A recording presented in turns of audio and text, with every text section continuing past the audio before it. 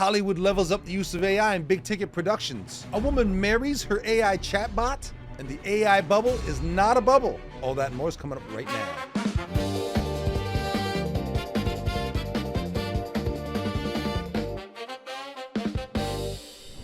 I've been surprised at the number of conversations I've been having lately on the topic of the AI bubble. A lot of people talking about money changing hands, going in a big circle through AI startups and back around to chip manufacturers. A lot of people are comparing it to the dot-com bubble of the late 90s and early 2000s, but today we're going to talk about why this isn't a bubble and why the money isn't the point. Let's look at OpenAI for a moment as just an example. They lose billions. Only 5% of their users pay. ChatGPT costs $700,000 a day just to run the servers. No one in the AI space is profitable. So why are all of these AI companies spending so much money to attract more non-paying customers? If you're looking at it strictly in terms of the financials, it looks irrational. But the AI boom isn't about profit. It's about establishing the default for the next century. The companies pouring billions into this aren't trying to make money today. They're trying to lock in the interface that we're all going to use. Check this out. Here's the part that blew my mind. You probably heard the Pentagon a while ago made some huge investments, $600 million spread across Anthropic, Google, and xAI. What you might not have heard was how the chief technology officers of Meta and Palantir and two OpenAI executives were sworn in as lieutenant colonels of the United States Army Reserve. When the US military starts treating AI leaders as strategic personnel, that's when you know this isn't a hype cycle. These aren't AI startups. They're national infrastructure being built in real time. So what's this all about? In a recent Stanford research study, they found that both Democrat and Republican users swayed in the direction of an AI chatbot's biases after just 5 interactions. But the part that makes it so interesting to me is that users who self-reported knowledge of AI ahead of time swayed way less dramatically. And here's why that matters, because the more an AI system learns how people think, their habits, their phrasing, their questions, the more influence the system has over future users. Most AI apps use your interactions to train their models. That's the default. Paid users can usually opt out, free users usually not. All those interactions, that's behavioral data. Free users matter because the companies want the data. Today's losses are tomorrow's long-term positioning play. Everyone in the game understands that over time, for better and for worse, AI will subtly influence people's worldview.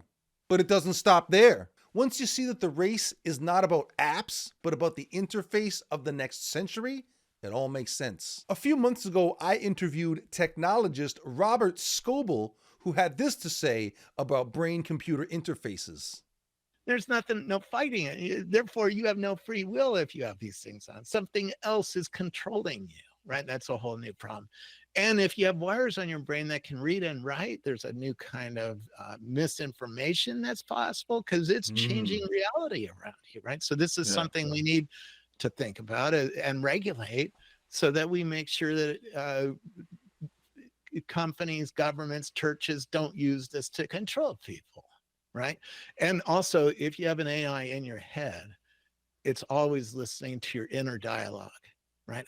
How you think internally. This is where the long-term race is really headed. It's not about profit. It's about being the operating system of human experience. The companies building AI assistants today are simultaneously building the next interface layer, one where AI doesn't just read your text, it reads your intentions. Whether or not the AI bubble pops in the short term, the data sets, influence, behavioral patterns, and infrastructure will be there for the long term. This show is produced by a company who was founded long before ChatGPT was around, when the founders understood something important.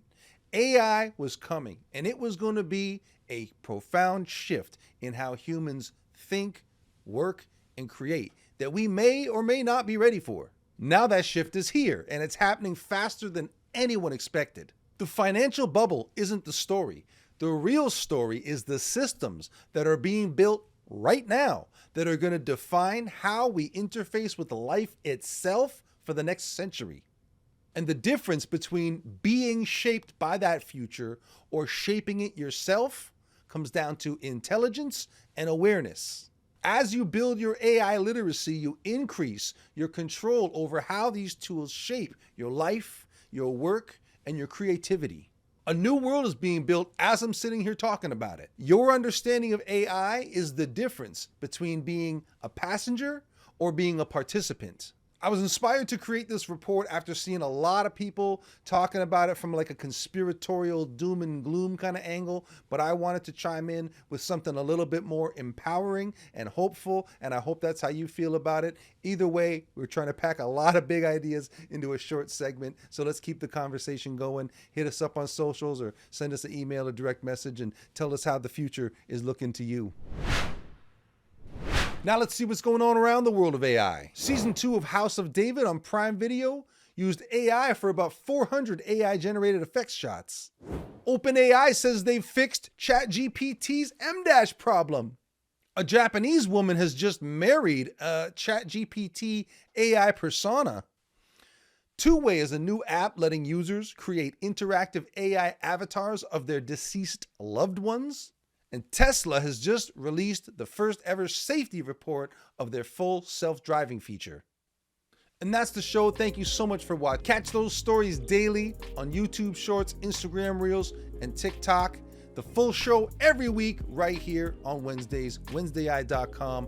We strive to bring you the biggest, the baddest, and the best from the rapidly evolving world of artificial intelligence. We want to keep the conversation going. What's making you fearful? What's making you hopeful? Let us know. Drop us a line. You know how to contact us. We're everywhere. Thanks so much for watching. We'll see you next time.